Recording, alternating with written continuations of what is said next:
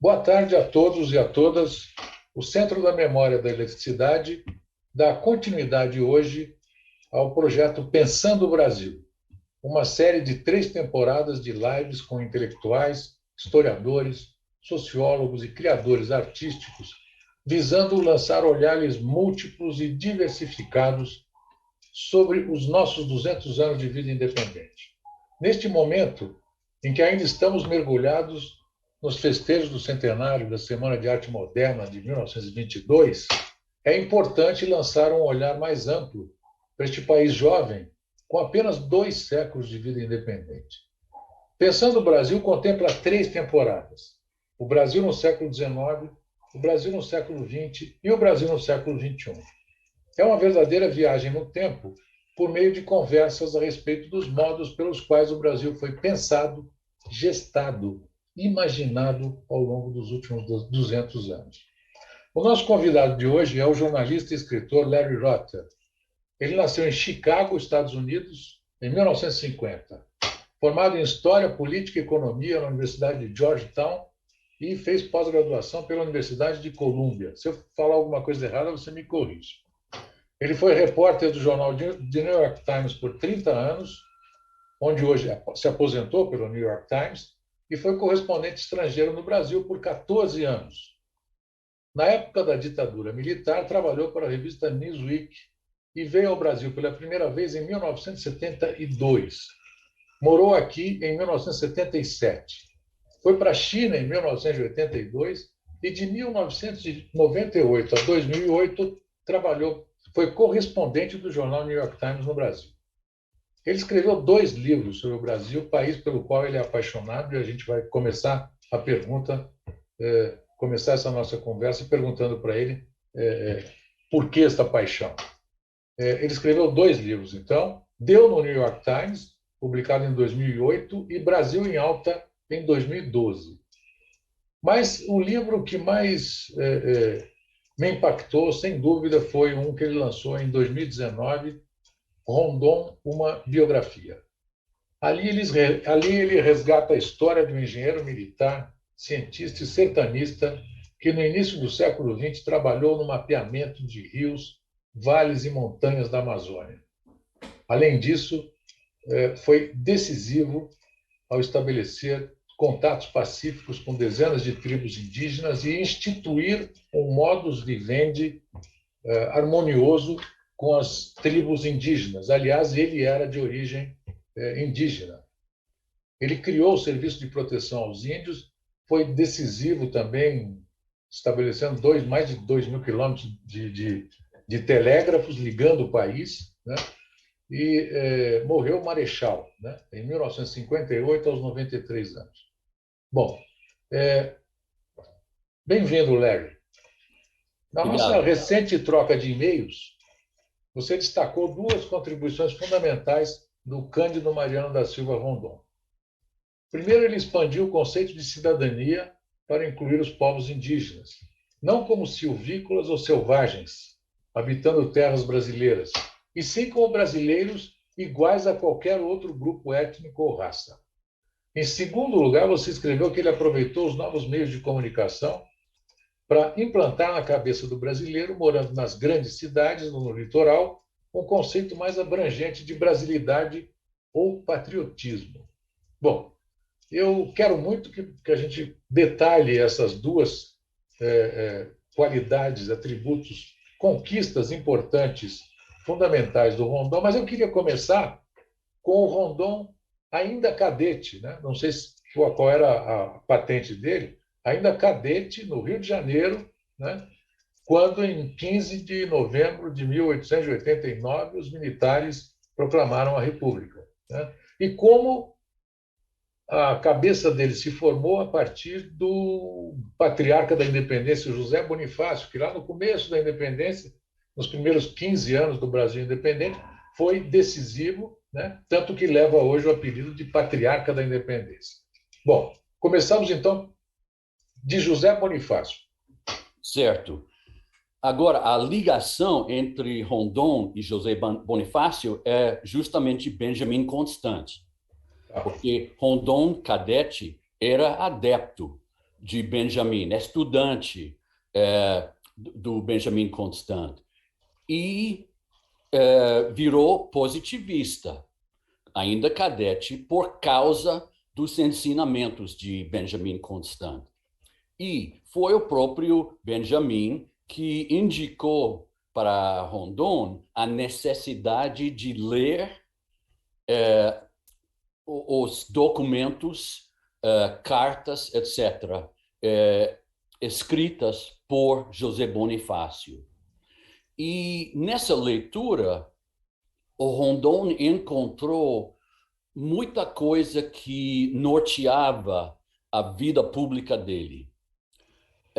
A ideia de um acercamento não violento com os povos indígenas, a ideia de um Estado democrático mais centralizado e um alto sentido de patriotismo, porque devemos lembrar que José Bonifácio foi para a Europa estudar, ficou lá, sei lá, 20 e tanto anos, mas quis voltar ao país onde nasceu. E o sentimento de patriotismo foi muito forte nele. E Rondon era do mesmo tipo, né? Sempre sentiu uma vinculação sentimental com o país, seu povo, as paisagens, e, na verdade, poucas vezes saiu do Brasil. Nunca foi para a Europa, nunca foi para os Estados Unidos. Conheceu alguns dos países vizinhos, mas morreu com quase 93 anos e passou quase, eu diria, 88 desses 92 anos no Brasil, em território brasileiro, literalmente de Oiapoque a Chuí, porque ele demarcou fronteiras, começando em Oiapoque e terminando em Chuí.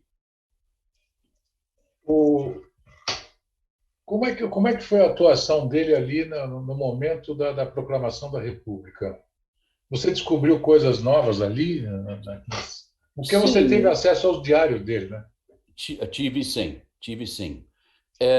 E os outros documentos da época guardados no Museu Casa Benjamin Constant, no Rio de Janeiro. E Rondon foi mensageiro de Benjamin Constant para os quartéis, avisando que se vai haver uma sublevação nessa noite, ele, com Tasso Fragoso, foi de cavalo e depois ele serviu como guarda-costas de Benjamin Constant na noite de 15 para 16 de novembro de 1889. E quando o gabinete do imperador se rendeu, Rondon estava presente com Benjamin e o Visconde de Ouro Preto, etc. O único não branco no salão. Você falou o único não branco no salão. Exatamente.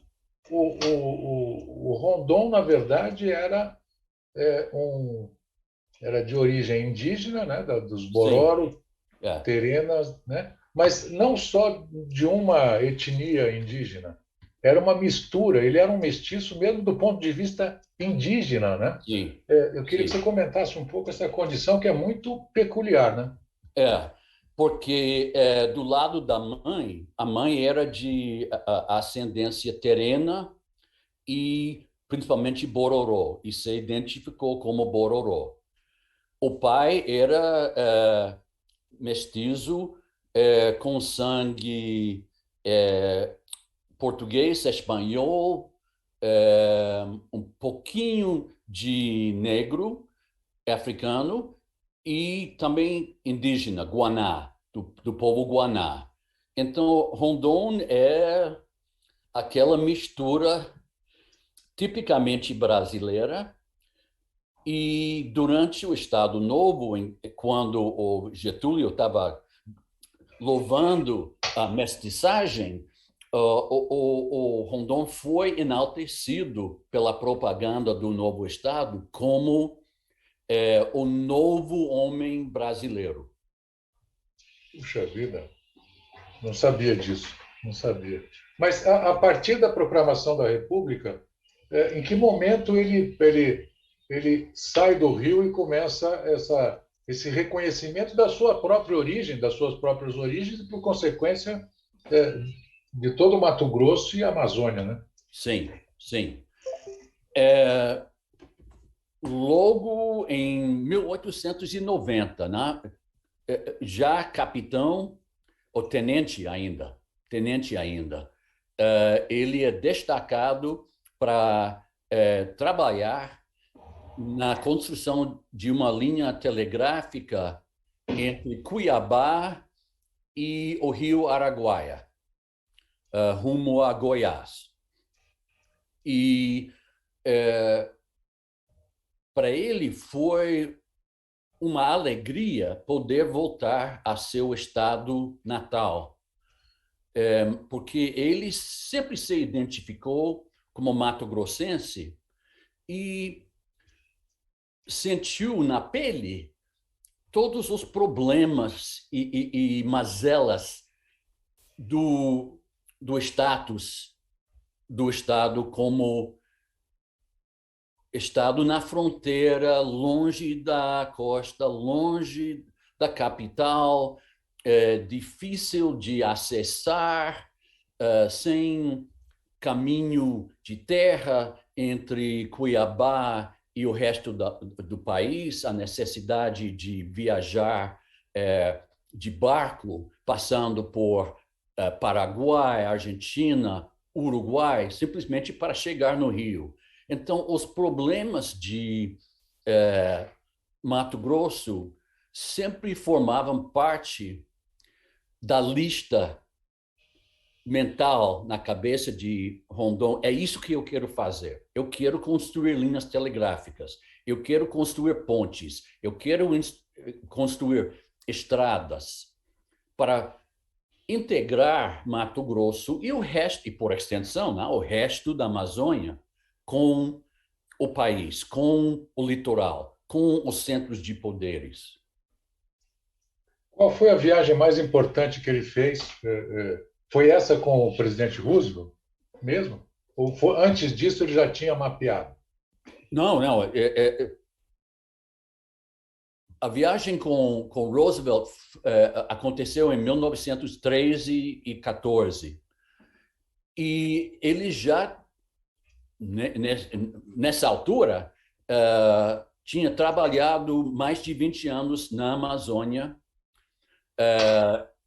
Bom, Pantanal, Amazônia, Cerrado, o Centro-Oeste, de um modo geral. O que hoje se chama o Centro-Oeste. Naquela época, não. Fazendo, bom, mapeamentos, marcando fronteiras, todo o trabalho cartográfico e de engenheiro militar que se pode imaginar. E acho que o trabalho cartográfico foi muito importante, porque naquela época o Brasil ainda não tinha ideia de onde estavam as fronteiras. Tudo existia teoricamente, mas ninguém tinha ido para alguns dos lugares mais afastados para marcar a fronteira. Rondon foi o primeiro a fazer isso. Em muitos lugares, nos aqueles 11 mil quilômetros, não me lembro agora quantos quilômetros são, mas 11 mil mais ou menos, para demarcar oficialmente onde estava a fronteira, onde começava o Brasil, onde terminava o Brasil. Isso é fundamental na construção da identidade brasileira. Sem dúvida, sem dúvida. Agora, eu queria que você contasse um pouquinho para a gente como é que ele, mestiço, né, Sim, indígena, chega na academia militar ali no Rio de Janeiro e consegue aprender 4 línguas, astronomia, botânica, zoologia, enfim.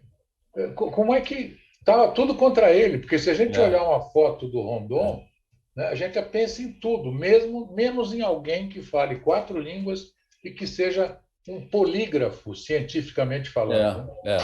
é. 4 línguas europeias e vários outros idiomas indígenas, né? Então, poliglota completo. Não, eu acho que tudo isso se deve à vontade de superação no coração e na cabeça de Rondon. O desejo a curiosidade intelectual e o desejo de aprender, aprender, aprender. Então, ele chegou no Rio como soldado raso, fez o exame, ingressou na academia, foi aluno destacado, melhor da turma, e, bom, aprendeu francês, aprendeu alemão, aprendeu o espanhol, o mais fácil, né? E lia em todos esses idiomas, mas a matemática e a ciência realmente são os assuntos que mais animavam a mente dele. E não se sabe por quê, mas eu especulo, por exemplo, que astronomia, como menino lá em Mato Grosso, olhava para os céus e via as estrelas e ouvia as lendas indígenas sobre a origem das constelações, e que isso incentivou o desejo de saber mais. Né? Realmente Rondon me impressiona, né? Porque queria, como um homem do Renascimento, queria entender tudo, queria estudar tudo, literatura, ciências, matemática, e fez um esforço grande para se tornar científico, matemático e estadista. Ele foi o maior doador individual do Museu Nacional, né? É, Porque ele ainda fez um hoje. trabalho de coleta, né? Um trabalho incrível. Agora, eu fiz pesquisas no Museu Nacional antes do incêndio e chorei quando houve o incêndio, porque eu sabia que muita coisa doada por Rondon seria perdida. Mas eu fiquei impressionado quando eu estava pesquisando lá com a lista de doações de não apenas de animais, né, coletados no campo, mas também com manifestações de cultura de povos indígenas que ele ganhou dos povos indígenas através do intercâmbio, o comércio, digamos, com os povos Nambiquara, com os Pareci, bom, na verdade, uma infinidade quase de povos indígenas que ele respeitava e nos diários dele anotava tudo. Medicinas tradicionais, tá lá. Ritos funerários, tá lá. Estrutura social, Está lá no diário dele. Para ele, tudo chamava a atenção dele. Tanto é que o Lévi-Strauss também teve contato com ele quando andou por aqui, né? O antropólogo francês, o Lévi-Strauss, Ah, sim. né? Contato, não. Porque o Rondon estava trabalhando no Sul quando o Levi-Strauss... não, deixa eu ver, quando foi? Ele chegou... Não, o Rondon estava na Colômbia liderando uma missão da Liga das Nações quando o Levi-Strauss esteve no Brasil. Mas para se preparar para as suas expedições, o Levi-Strauss pesquisou muito nos relatórios diários, etc., de Rondon. É um aspecto pouco conhecido. E quando Levi-Strauss fez suas viagens, ele visitou todas as aldeias que ele visitou foram aldeias originalmente visitadas pelo próprio Rondon. Então, o Levi-Strauss estava atualizando os conhecimentos originalmente a colheita original que Rondon fez nessas aldeias indígenas. Tá.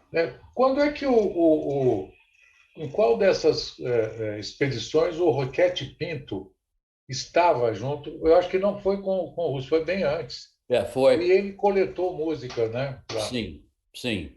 É, sabe, a história, eu acho, a história é uma coisa bacana, porque você vê conexões subterrâneas que você nem imaginava. Então, Roquete Pinto, com 20 e poucos anos, com um desejo louco de viajar na Amazônia com Rondon, vai numa expedição em 1911 e 12. E entre as tarefas de Roquete Pinto foi a de gravar músicas dos povos indígenas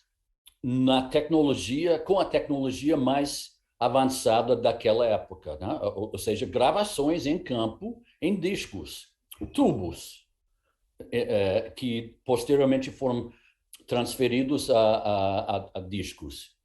Então, ele grava músicas do povo Pareci. Uma vez de volta ao Rio de Janeiro, um amigo dele, um tal de Vilas Lobo, né? Villa-Lobos. Heitor Villa-Lobo, escuta as gravações e faz anotações, né? A escritura musical e usa algumas dessas músicas, dessas canções para si, como base de trabalhos seus. E anos depois, Milton Nascimento grava uma dessas canções.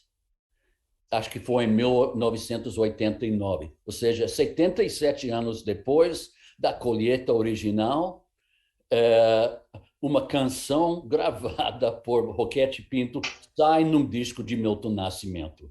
É verdade. E aí tem uma coisa importante, né? Porque foi mais, talvez mais do que uma ou duas músicas que ele tenha pego o Villa-Lobos. Na verdade, acabou sendo uma cartilha estética, artística do Sim, Villa-Lobos, sim, exatamente esse sim. aproveitamento, né? Quer dizer, está É, no núcleo, né, do maior compositor brasileiro e talvez sim, das Américas, né? Do século é, XX. E além disso, o compositor francês Darius Milhaud, ele veio ao Brasil como assistente do embaixador francês durante a Primeira Guerra Mundial, e ele também escutou as gravações que Roquete Pinto tinha feito, também copiou a escritura Hum. E você pode ouvir em algumas obras de Milhaud os traços da música indígena brasileira. Sem dúvida, é muito claro isso. Tem um antropólogo chamado Eric Wolff, não sei se você já ouviu falar. Ele tem uma imagem muito interessante. Ele diz assim: é, é, a gente olha as culturas, né, como se fossem bolas de sinuca, de snooker, né, num tabuleiro. Então É, elas batem, todas vão para a caçapa, menos a branca, né? é, Esta é sempre a dominante. E a gente enxerga as culturas batendo umas nas outras, mas elas não são assim duras. é, Elas são porosas. sim, E sim. no momento em que elas se encontram, acontecem essas coisas maravilhosas, né? É, e no caso de Rondon, eu acho que a cultura estrangeira que mais o influenciou foi a cultura francesa. Ele era francófilo conhecido na época. E claro que o positivismo foi a religião dele, mas também a ideologia da Revolução Francesa e a literatura francesa. Então, que coisa curiosa, não sei se é curioso, mas que coisa inusitada. Um jovem do interior mais remoto do Mato Grosso vira um conhecedor da cultura, história e ciência francesa. É impressionante isso, é realmente impressionante. Agora, o Brasil inteiro, naquele século XIX, era francês, né? E no começo do século XX também, né? Sim, Totalmente francês. sim, Então, nesse sentido, ele não destoava, quer dizer, ele estava junto com o zeitgeist, o espírito do sim, tempo ali sim. É, naquele é, momento. é. Agora, eu queria que você descrevesse um pouco como é que surgiu a ideia dessa excursão do Roosevelt com o Rondon e por que ele foi visto nos Estados Unidos apenas como guia, muitas vezes nas fotos, É, né? é. Bom, a ideia surgiu do próprio Roosevelt, quando perdeu na eleição de 1912. Queria viajar. Tinha viajado para a África, fez safari lá e estava com a vontade de viajar nas Américas. E o Museu de História Natural em Nova York gostou da ideia e Roosevelt e sua turma entraram em contato com a embaixada brasileira. A embaixada brasileira achava ótima a ideia, porque pensava que Roosevelt ia voltar à Casa Branca e seria ainda mais amigo do Brasil. E, bom, a história da viagem dos dois, né, da expedição, expedição científica Roosevelt-Rondon é muito conhecida, mas faltam detalhes que eu acho essenciais, né? E você já mencionou um detalhe muito importante. Rondon não foi guia numa expedição de Roosevelt. Roosevelt e seu filho, Kermit, eram convidados numa expedição de Rondon. Né? Então, uma coisa é bem diferente da outra.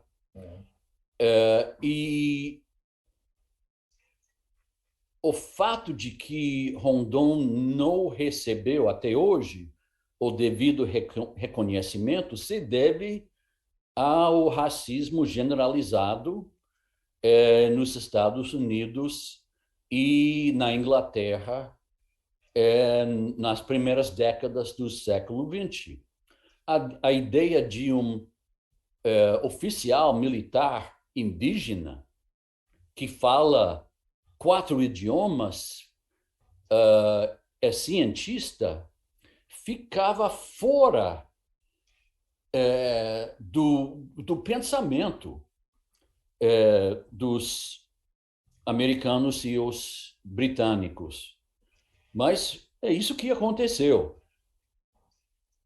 Rondon, como chefe da expedição, e Roosevelt como co-líder, dado sua fama e sua fama e seu papel como naturalista nos Estados Unidos. Mas o verdadeiro líder foi Rondon. E o Roosevelt curvava ante o conhecimento de Rondon daquela região. O seu livro foi editado nos Estados Unidos? O seu livro chegou, não? Ainda não. Está em processo de edição agora e vai sair no ano que vem com outro título, claro, e com alguns detalhes cortados. A mesma capa onde aparecem os dois ali? Não sei, ainda não decidimos, porque a capa aqui é de Rondon com um grupo de Pareci. Eu gosto dessa capa, vamos ver. Mas qual foi o maior resultado desta expedição do Roosevelt com o Rondon? Bom, projetou a Amazônia no mundo inteiro como lugar misterioso, mas não, misterioso sempre foi, mas projetou a Amazônia como um lugar cujos mistérios era possível paulatinamente desvendar. E a expedição foi a primeira tentativa moderna de solucionar e encontrar respostas a fatos desconhecidos da região. Por exemplo, o Rio da Dúvida. Começa aqui, mas termina onde? Os povos à beira do rio, quem são?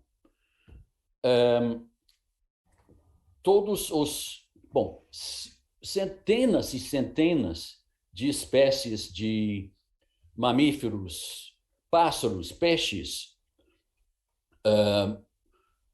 levados aos Estados Unidos para o público conhecer de perto.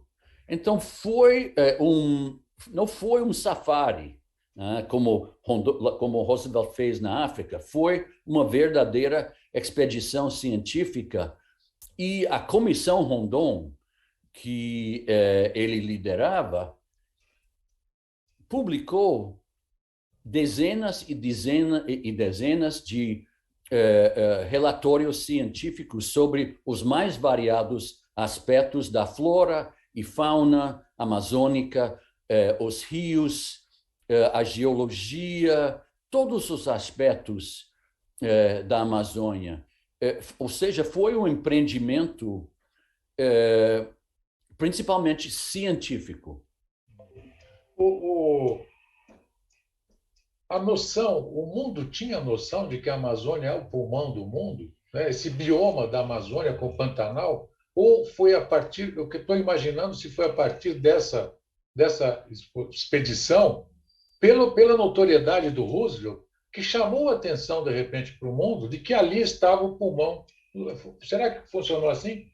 O Roosevelt escreveu um livro que foi best-seller mundial sobre a expedição, em que ele destaca a flora e fauna e a beleza da região e a necessidade de protegê-la e proteger os povos da Amazônia. E uma das razões por qual a expedição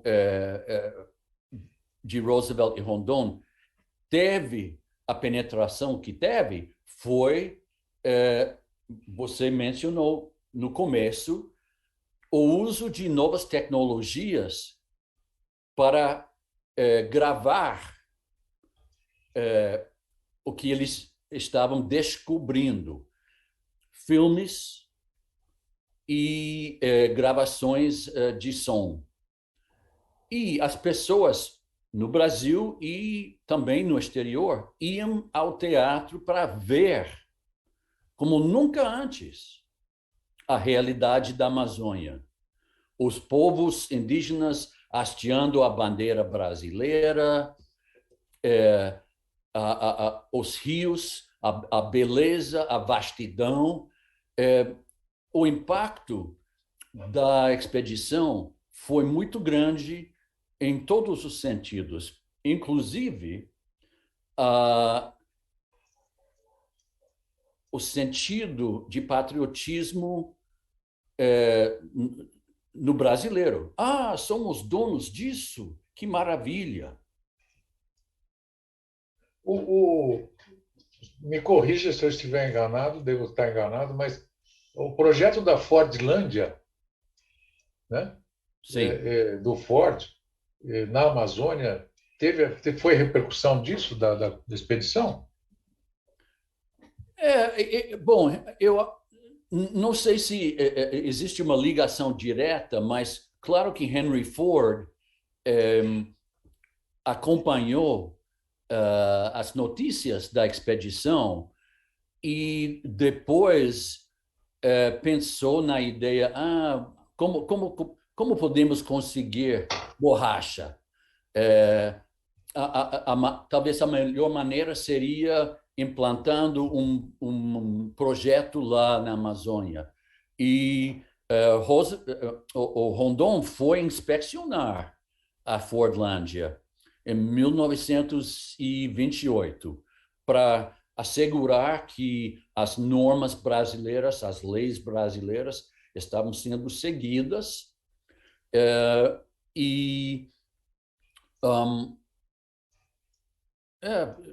era isso, né? A Forlândia não era desconhecida. Sei. Eu queria mudar um pouquinho e conversar um pouco sobre o fato de até que ponto, até que altura da vida dele ele foi uma voz determinante no sentido de como tratar as comunidades indígenas, até que ponto ele foi autorizado e em que ponto ele passou a ser desautorizado ainda em vida. Sim. Bom, desde o nascimento do Serviço de Proteção ao Índio, em 1910, até 1930, Rondon foi a voz predominante na política oficial brasileira para com os povos indígenas. Com a Revolução de 30 e a entrada de Getúlio, Rondon foi expulso do exército e entrou no ostracismo, que durou quase uma década. E aí você vê nos arquivos uma guinada na política, mas ele conseguiu se reestabelecer em 1939 e até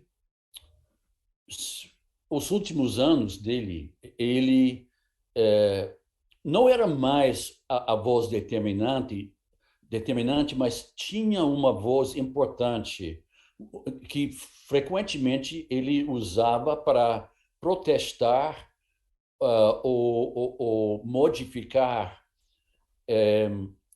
políticas que ele achava erradas. E, ao mesmo tempo, ele treinou uma nova geração de sertanistas para seguir no trilho dele. Esses sertanistas talvez sejam mais conhecidos hoje em dia do que ele. Os irmãos Vilas Boas e Darcy Ribeiro. Como é que foi a relação do Darcy Ribeiro com ele? Como é que foi? Como é que foi esse aprendizado do Darcy? Você foi fundo ali, não? Sim, Você chegou a fui. conversar com o Darcy? Sim, cheguei a conversar com Darcy nos anos 90. Não, peraí, não, nos anos 80, desculpa. E ele ainda como uma figura de projeção nacional, ele louvava sempre a Rondon como a inspiração da carreira dele. Rondon como grande humanista, Rondon como grande intelectual, Rondon como mentor dele, porque a correspondência entre os dois é extensa. E Darcy Ribeiro, até o fim, porque nos arquivos de Darcy Ribeiro em Brasília, você vê cartas, ensaios dos anos 90, em que ele está pensando sobre Rondon e o legado dele para o povo brasileiro, para a nação brasileira. Maravilha. Aliás, são duas figuras extraordinárias, o Rondon e o Darcy Bem Ribeiro. diferentes, né? Bem Muito, diferentes. mas extraordinárias, cada um a seu sentido, né? É. É verdade. Você tem uma frase que circulou no Roda Viva lá, como é que é? Eu gostei dessa frase. É, Rondon jamais decepcionou o Brasil é que decepcionou Rondon. É essa a frase? É. Porque eu acho que todo país precisa de homens grandes, ou figuras grandes, mulheres grandes também. E, e carecemos de figuras, de líderes como Rondon, patriotas abnegados, homens que sempre estão pensando no bem-estar da nação e do povo. E se você olha para a história moderna, você vê que, como Rondon, não teve outro. A inspiração dessa frase veio de uma declaração de Manuel Bandeira, o poeta Manuel Bandeira. Vou encontrar aqui um momentinho só. Ok. Um dia depois do enterro de Rondon, Manuel Bandeira escreveu: a vida de Rondon é um conforto para todo brasileiro que ande descrente de sua terra. Ele mostra que nem tudo é cafejestada nestes nossos 8 milhões de quilômetros quadrados. Então, você vê que o Manuel Bandeira, grande poeta, está lamentando a falta de grandes homens. Está lamentando as mesquinharias da política. E da intrusão dos militares na vida política. Uhum. Eu queria te fazer uma pergunta final. Ele foi indicado 5 vezes, né, para o Três, Prêmio Nobel, né? três, 6, três, yeah. 3 vezes. Por Uhum. que não ganhou? E você acha que nós achamos que, claro, concordamos que ele mereceria muito esse prêmio. Eu também acho. E é uma história interessante, porque a primeira indicação veio de Albert Einstein. Einstein veio ao Brasil para fazer palestras e conheceu a obra de Rondon. E Einstein era pacifista. E quando ele descobriu que no Brasil existia um general pacifista, ele ficou atônito e indicou Rondon em 1925 para o Prêmio Nobel. Mas naquela época, o Prêmio Nobel da Paz ia sempre para um europeu ou um americano. Então, não prosperou a ideia. Mas depois da Segunda Guerra Mundial, houve duas tentativas adicionais para ganhar o Prêmio Nobel. A primeira indicação veio de uma pacifista americana, também tocando naquela tecla de general pacifista, citando a frase famosa de Rondon: morrer se preciso for, matar nunca. Mas também não deu certo. E a terceira tentativa foi no ano em que a guerra de Suez, no Egito, eclodiu e quem ganhou foi o mediador que acabou com aquela guerra, um O, canadense. Mas que ele merecia, merecia. sem dúvida, sem dúvida. Tanto que quando a Rigoberta Menchú ganhou, a primeira pessoa indígena a ganhar o Prêmio Nobel da Paz em 1992, a citação oficial otorgando o prêmio a ela, bom, o texto parece ser o texto falando da obra de Rondon meio século antes. Que doidura. Eu quero agradecer muito a você, a tua disponibilidade em conversar sobre este grande brasileiro, né? Sim, é sempre um prazer conversar sobre ele. E eu queria que você contasse só um pouquinho qual é o livro que você está trabalhando neste momento. Bom, estou escrevendo uma história alternativa do Brasil. É um tipo de ficção muito popular aqui nos Estados Unidos e na Europa. E na minha história alternativa, os holandeses ganham a Batalha de Guararapes e o Nordeste fica nas mãos dos holandeses. E desenvolvem, um ao lado do outro, dois Brasis. Um Brasil holandês no Nordeste e um Brasil português no Sul. E é uma maneira de contrastar valores e filosofias, né? No Brasil holandês, você tem um capitalismo incipiente, no Brasil português, o mercantilismo, é, é, no Brasil holandês, o pluralismo religioso e o método científico predominando na pesquisa. E vou traçar os destinos dos dois países de 1647 até os dias de hoje. Para quando está programado o lançamento do livro? Não sei, ainda eu preciso terminar, né, Tá o livro bom, primeiro, mas ok. é uma maneira de especular sobre os caminhos que o Brasil tomou e não tomou, e porque sempre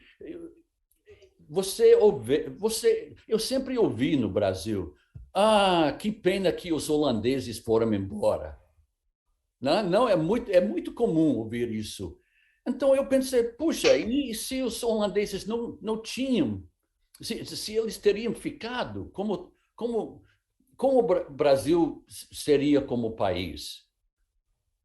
É verdade, é quase um mantra por aqui. É. Tá bom. Muito obrigado, Larry. Prazer é meu. E foi realmente maravilhosa a nossa conversa. Agradeço muito a você. Tá Prazer bom? é meu. Obrigado a vocês todos que estão nos assistindo. E na próxima semana a gente continua nesta busca e conversa sobre os grandes brasileiros que gestaram este país.